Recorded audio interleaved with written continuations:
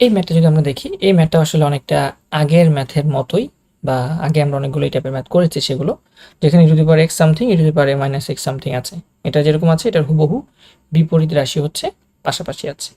তাহলে এই পাশাপাশি দুইটা রাশিকে কিভাবে ব্যালেন্স করলে বা কিভাবে মডিফিকেশন করলে আমাদের অলরেডি জানা কোনো ম্যাথের মতো হয়ে যাবে।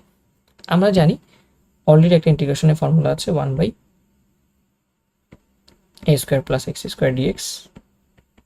এটাকে আমরা 1/a tan ইনভার্স x/a এই ফর্মুলা দিয়ে চিনে থাকি।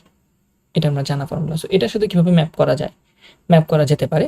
আমরা যদি সিম্পল একটা মডিফিকেশন করি, হর এবং লবকে উল্টোটা দিয়ে, হ্যাঁ, ই টু দি পাওয়ার যে পাওয়ার আছে, হ্যাঁ, এখানে 1 বানাইতে হবে এবং একটাকে স্কোয়ার করতে হবে।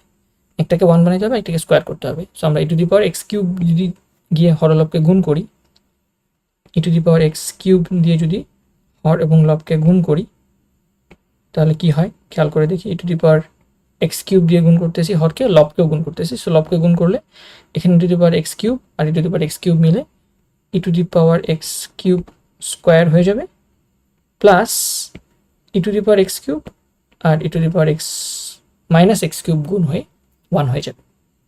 সো এটা হয়ে যাচ্ছে 1।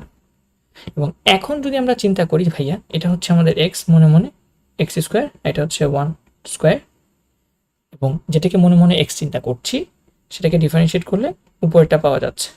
দেখো, আমরা জানি ই to the power x³ differentiate করলে ই টু দি পাওয়ার x³ পাওয়া যাবে, এবং যেটা এটা ই টু দি পাওয়ার x ছিল না, তাহলে এটাকে আবার ডিফারেন্সিয়েট করতে হবে 3x²।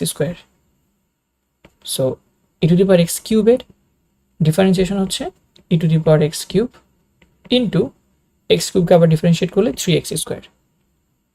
সো এই রাশিটা উপরে থাকতে হবে। এই রাশিটা আছে কিন্তু জাস্ট 3টা নাই।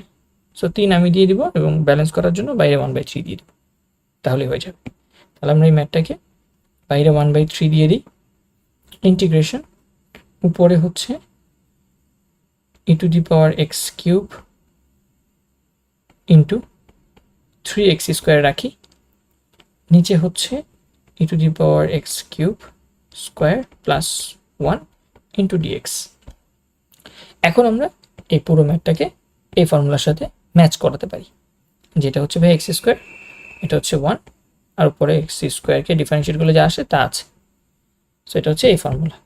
তাহলে আমাদের ডিরেক্ট অ্যান্সার হচ্ছে 1/a tan ইনভার্স, বাইরে 1/3 ছিল, সো 1/3 লিখতে হবে tan ইনভার্স x/a। এখানে x কত, মনে মনে x হচ্ছে e to the power x³।